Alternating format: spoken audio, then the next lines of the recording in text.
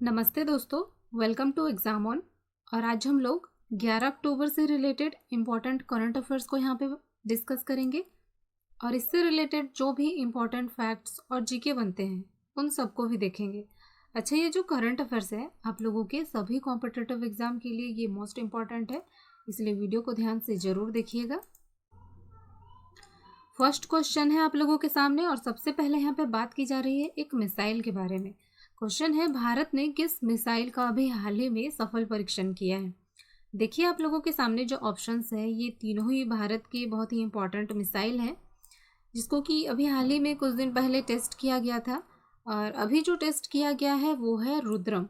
ये बहुत ही important missile है और इसको कहा जा रहा है कि ये जो है हमारे देश का एक नई पीढ़ी का मिसाइल है, जिसका कि अभी परीक्षण किया गया, सफल परीक्षण। ये एक एंटी रेडिएशन मिसाइल है, ये बात याद रखिएगा। रुद्रम जो है ये एक एंटी रेडिएशन मिसाइल है और ये पहली स्वदेश निर्मित एंटी रेडिएशन मिसाइल है, और जिसको कि दुश्मनों के रडार को नष्ट करने के लिए इसको डीआरडीओ के द्वारा बनाया गया है। और इसकी गति जो है वो ध्वनि की गति से भी दुगनी है। और इसको भी हाल ही में कहाँ से इसका परीक्षण किया गया, तो उड़ीसा के बालासोर तट, वहाँ से इसका परीक्षण किया गया है।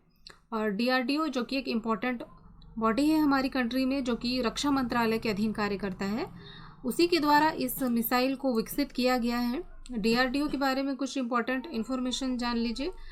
तो देखिए, डीआरडीओ जो है उसको हम लोग defence research and development organisation के नाम से जानते हैं। उसको बनाया गया था 1958 में। उसके जो हेड हैं वे हैं जी सतीश रेड्डी और हेडक्वार्टर है उसका बेंगलुरु, कर्नाटक में। याद रखिएगा, बहुत ही इंपॉर्टेंट मिसाइल है और ये भारत की पहली स्वदेशी एंटी रेडिएशन मिसाइल है, तो ये लाइन काफ़ी इंपॉर्टेंट हो जाता है। बाकी ये जो शौर्य और ब्रह्मोस है, इनका भी अभी हाल ही में परीक्षण किया गया। ये सतह से सतह मार करने वाली मिसाइल है और उड़ीसा से ही इन दोनों का भी अभी हाल ही में परीक्षण किया गया था। तो काफ़ी इंपॉर्टेंट मिसाइल है। साइंस एंड टेक्नोलॉजी से आजकल बहुत सारे क्वेश्चंस बनते हैं, तो आप लोग ध्यान दीजिएगा, इसके बारे में याद रखिएगा। नेक्स्ट है, किस राज्य में मुख्यमंत्री सौर स्वरोजगार योजना अभी हाल ही में लॉन्च की गई है। देखो, ये सौर ऊर्जा से संबंधित है और अभी हाल ही में इसको लॉन्च किया गया है उत्तराखंड में। तो उत्तराखंड के जो सीएम हैं त्रिवेंद्र सिंह रावत, उन्होंने इस स्वरोजगार योजना की घोषणा की और उन्होंने कहा कि ये जो योजना है इसको राज्य के जो युवा हैं उनको स्वरोजगार देने के लिए, स्वरोजगार को बढ़ावा देने के लिए इसको लॉन्च किया जा रहा है। और साथ ही ये जो योजना है ये हरित ऊर्जा उत्पादन में भी ये सहयोग करेगा, उसको बढ़ावा देगा। तो काफ़ी अच्छा योजना है ये, उत्तराखंड गवर्नमेंट की ओर से स्टार्ट किया हुआ। और कहा जा रहा है कि ये जो योजना है स्पेशली उन लोगों को ध्यान में रखकर इसको बनाया गया है, लॉन्च किया गया है, जो कि अभी कोविड-19 जो लॉकडाउन हो गया था उसके कारण जो लोग प्रदेश लौटे हैं, जो मजदूर, स्पेशली उनके ऊपर फोकस किया गया है। तो याद रखिएगा इस स्वरोजगार योजना के बारे में। अगर बात करें बाकी के ऑप्शंस के बारे में, तो राजस्थान, यहाँ एक मोक्ष कलश योजना अभी हाल ही में शुरू किया गया था, जबकि पश्चिम बंगाल में एक पथश्री अभियान शुरू किया गया था, ये भी एक योजना ही है। बाकी मध्य प्रदेश में एक किसान कल्याण योजना, इसको भी हाल ही में लॉन्च किया गया था। नेक्स्ट इंपॉर्टेंट क्वेश्चन है आप लोगों के सामने, देश का पहला हर घर जल राज्य ये कौन बना। देखो, ये जो हर घर जल योजना है ये केंद्र सरकार द्वारा शुरू किया गया है और इसके तहत क्या किया जाएगा कि 2024 तक सरकार का ये लक्ष्य है कि हम लोगों को सभी घरों तक पाइप से जल आपूर्ति पहुंचाना है। तो इसके लिए केंद्र सरकार ने इस योजना को शुरू किया है, क्योंकि हमारे देश की जो आधी आबादी है उनको पानी की बहुत दिक्कत है और सरकार ने इसी को देखते हुए इस योजना को सरकार के द्वारा शुरू किया गया है। हर घर जल राज्य योजना जो है केंद्र सरकार की है और इसमें गोवा जो है पहला ये स्टेट बन गया है जिसने कि इस मिशन को पूरा कर लिया है। और ख़ास बात ये है कि गोवा में जो प्रत्येक ग्रामीण घर है वहाँ पेयजल कनेक्शन इसने प्रदान कर दिया है, पहुँचा दिया है और लगभग वहाँ पे 2,30,000 ग्रामीण परिवारों को इस पेयजल कनेक्शन से जोड़ दिया गया है। तो गोवा पहला राज्य बन गया है जिसने कि इस मिशन को पूरा कर लिया है, और आगे भी कुछ कुछ राज्य जो है इस मिशन में आगे प्रोग्रेस करेंगे। जो न्यूज़ में आते रहेगा मैं आप लोगों को बताऊंगी। बाकी इन दोनों ऑप्शंस की अगर हम बात करें, महाराष्ट्र इसने ई नाम में टॉप किया है, जबकि उत्तर प्रदेश, इसके बारे में एक बात याद रखिए, अपराध यहाँ सबसे ज़्यादा होता है, इसलिए प्रथम स्थान है पूरे भारत में। और एक और बात याद रखिएगा, यहाँ एक यू राइस पोर्टल अभी हाल ही में लॉन्च किया गया है, तो इसके बारे में कुछ ज़रूरी इन्फॉर्मेशन थी, आप लोग याद रखिएगा। नेक्स्ट है, भारत में कौन सा नौसैनिक अभ्यास अभी हाल ही में किया गया। तो देखो अभी हाल ही में जो किया गया है वो है सागर कवच। और ये जो अभ्यास है ये 2 दिवसीय अभ्यास था, एक तटीय सुरक्षा अभ्यास है, और इसको हमारे देश की जो भारतीय नौसेना है और भारतीय तटरक्षक बल, ये दोनों मिलकर इस नौसैनिक अभ्यास को इन दोनों के द्वारा किया गया। अच्छा, ये जो नौसैनिक अभ्यास होता है इसमें एक अच्छी बात ये होती है कि सैनिक जो है एक दूसरे के स्किल्स से बहुत कुछ सीखते हैं, प्रैक्टिस होता है, जो कि बहुत ज़रूरी है देश की रक्षा के लिए। तो याद रखिएगा, नौसैनिक अभ्यास है और ये अर्धवार्षिक होता है, यानी कि हर 6 महीने में इसको रिपीट किया जाता है। बाकी के ये जो दोनों एक्सरसाइज हैं, हाल ही में ये दोनों न्यूज़ में थे, बोंगो सागर एक्सरसाइज इंडिया और बांग्लादेश इन दोनों के द्वारा किया गया, ये बंगाल की खाड़ी में, जबकि एक जिमेक्स अभ्यास है, इंडिया और जापान के बीच इसको किया गया था। तो इन तीनों ही एक्सरसाइज के बारे में आप लोग याद रखिएगा। नेक्स्ट हम लोग बात करेंगे एक इम्पॉर्टेंट डे के बारे में। क्वेश्चन है, विश्व मानसिक स्वास्थ्य दिवस ये किस दिन मनाया गया। देखिए अभी हाल ही में ये मनाया गया है 10 अक्टूबर को, और बाकी के जो ऑप्शंस हैं ये भी काफ़ी इम्पॉर्टेंट है, क्योंकि कोई ना कोई इम्पॉर्टेंट डे इस दिन हम लोग सेलिब्रेट करते हैं। अच्छा, पहले बात करते हैं मानसिक स्वास्थ्य दिवस के बारे में। ये जो दिवस है इसको पूरे वर्ल्ड स्तर पे मनाया जाता है। क्यों मनाया जाता है, तो जैसा कि नाम से ही पता चलता है, इसको मानसिक स्वास्थ्य के बारे में जागरूकता फैलाने के लिए। लेकिन इस बार जो है WHO और अंतर्राष्ट्रीय आत्महत्या रोकथाम संघ, ये दोनों मिलकर आत्महत्या रोकथाम पर फोकस कर रहे हैं, और इस बार इस डे में स्पेशली आत्महत्या रोकथाम पर ही फोकस किया जा रहा है। अच्छा, बाकी के बारे में बात करें, 5 अक्टूबर इस दिन हम लोगों ने वर्ल्ड एनिमल डे मनाया था। 8 अक्टूबर इस दिन इंडियन एयरफोर्स डे हम लोग मनाते हैं, और 9 अक्टूबर को विश्व डाक दिवस मनाया जाता है। अच्छा, एक बात याद रखिएगा, विश्व डाक संघ इसका हेडक्वार्टर कहाँ है, तो वो है बर्न में, बर्न स्विट्जरलैंड में है। तो याद रखिएगा, ये सभी डे बहुत ही इम्पॉर्टेंट है। आगे देखते हैं, उपभोक्ता मामले, खाद्य और सार्वजनिक वितरण मंत्रालय, इसका प्रभार किसे सौंपा गया।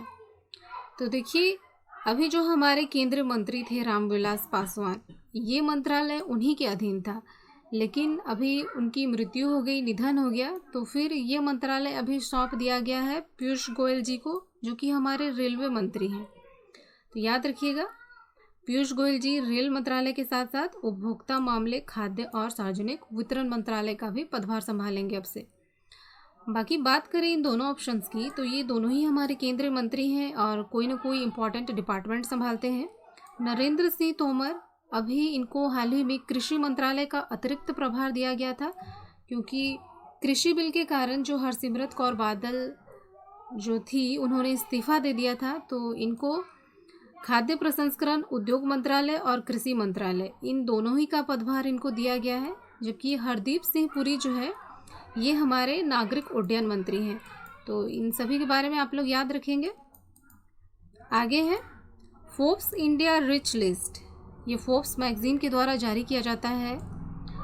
2020 में फोर्ब्स इंडिया रिच लिस्ट 2020 में किस भारतीय ने टॉप किया है। तो देखिए ये तीनों ही इस लिस्ट में शामिल हैं, और इसमें जो टॉप किए हैं वे हैं मुकेश अंबानी, जो कि रिलायंस के चेयरमैन हैं, आप लोग अच्छी तरह से वाकिफ़ है। और ख़ास बात ये है कि ये लगातार 13वें साल सबसे अमीर भारतीय में इन्होंने स्थान बनाया है, एक तरह से रिकॉर्ड बन गया है। और इनकी जो टोटल संपत्ति है वो है $88.7 बिलियन, जबकि इसी में दूसरे स्थान पर है गौतम अडानी, जो कि अडानी ग्रुप के चेयरमैन हैं और इनकी टोटल संपत्ति है $25.2 बिलियन। नेक्स्ट है शिव नाडर, ये थर्ड पोजीशन पे है और इनकी जो टोटल संपत्ति है $20.4 बिलियन। तो इसके बारे में आप लोग याद रखिएगा। नेक्स्ट यहाँ पे हम लोग बात करेंगे एक इम्पॉर्टेंट अपॉइंटमेंट के बारे में। क्वेश्चन है, जम्मू एंड कश्मीर बैंक के सीएमडी का कार्यकाल अभी बढ़ाया गया है, वे कौन है? तो देखिए आप लोगों के सामने जो ऑप्शंस हैं तीनों ही बैंक से रिलेटेड हैं और जम्मू एंड कश्मीर के जो सीएमडी हैं वे हैं R.K. छिब्बर। अच्छा, पहले ये इसी में सीएमडी थे और अभी 6 महीने का इनका पद का एक्सटेंशन किया गया है और इसी में पहले वह कार्य कर रहे थे। और ये जो जम्मू एंड कश्मीर बैंक है इसका जो हेडक्वार्टर है वो है श्रीनगर, जम्मू कश्मीर में। बाकी के इन दोनों ऑप्शंस को अगर हम डिस्कस करें तो संजीव चड्ढा ये बैंक ऑफ बड़ौदा के चेयरमैन हैं, जबकि दिनेश कुमार खारा ये SBI के चेयरमैन हैं और अभी हाल ही में 2-3 दिन पहले ही ये न्यूज़ में थे, इनको चेंज किया गया। पहले थे SBI के चेयरमैन रजनीश कुमार और अब हैं दिनेश कुमार खारा। तो इन तीनों पर्सनालिटी के बारे में आप लोग याद रखिएगा। नेक्स्ट है, नीदरलैंड में भारत के राजदूत कौन होंगे? तो देखिए आप लोगों के सामने जो ऑप्शंस हैं ये तीनों ही कोई ना कोई देश में भारत के राजदूत के रूप में कार्य कर रहे हैं और नीदरलैंड में जो भारत के राजदूत नियुक्त हुए हैं वे हैं प्रदीप कुमार रावत। अच्छा, ये कौन है? तो ये 1990 बैच के एक IFS अधिकारी हैं और इससे पहले वे इंडोनेशिया गणराज्य में भारत के राजदूत के रूप में कार्य कर रहे थे और अब आप लोग देखेंगे कि ये नीदरलैंड में भारत के राजदूत का पदभार संभालेंगे। बाकी जो आर मसाकोई है ये जमैका में भारत के राजदूत हैं, जबकि देवयानी उत्तम ये कंबोडिया में भारत की राजदूत नियुक्त हुई है। तो ये तीनों ही राजदूत काफ़ी इंपॉर्टेंट हैं, याद रखिएगा इन सभी के बारे में। नेक्स्ट है, NHRC के महासचिव कौन बने हैं? तो देखिए ये जो NHRC है इसको आप लोग राष्ट्रीय मानवाधिकार आयोग के नाम से जान सकते हैं और इसके जो भी महासचिव बनाए गए हैं वे हैं बिंबधार प्रधान। ये कौन है? तो ये बिहार कैडर के 1987 बैच के एक IAS अधिकारी हैं। बाकी इन दोनों ऑप्शंस की अगर हम बात करें, अपूर्वा चंद्रा और S अपर्णा। अपूर्वा चंद्रा ये श्रम सचिव हैं, जबकि S अपर्णा ये औषधि सचिव है। अच्छा, ये जो NHRC है ये काफ़ी इम्पोर्टेंट बॉडी है हमारी कंट्री में, जिसको कि राष्ट्रीय मानवाधिकार आयोग बोलते हैं। ये एक नॉन कॉन्स्टिट्यूशनल बॉडी है जिसमें कि 5 सदस्य होते हैं, एक प्रमुख होते हैं अध्यक्ष, जबकि 4 अन्य सदस्य होते हैं और इनके सदस्यों की नियुक्ति जो है वो राष्ट्रपति द्वारा की जाती है। और एक बात, इनका जो टाइम पीरियड होता है इनके अध्यक्ष का वो होता है 5 वर्ष या 70 वर्ष, जो पहले हो वो इसमें कैलकुलेट किया जाता है। और नेक्स्ट है कि इसमें जो अध्यक्ष और अन्य सदस्य चुने जाते हैं, जो 5 मेंबर होते हैं, उनकी पुनर्नियुक्ति नहीं होती है। तो ये NHRC के बारे में ये कुछ बेसिक इन्फॉर्मेशन थी, आप लोग याद रखिएगा। अच्छा दोस्तों, यही थे आज के सारे इंपॉर्टेंट करंट अफेयर्स। अगर आप लोगों को किसी क्वेश्चन में डाउट है या आप लोग कुछ पूछना चाहते हैं तो प्लीज़ कमेंट ज़रूर कीजिए। आज के लिए इतना ही, देखते हैं, धन्यवाद।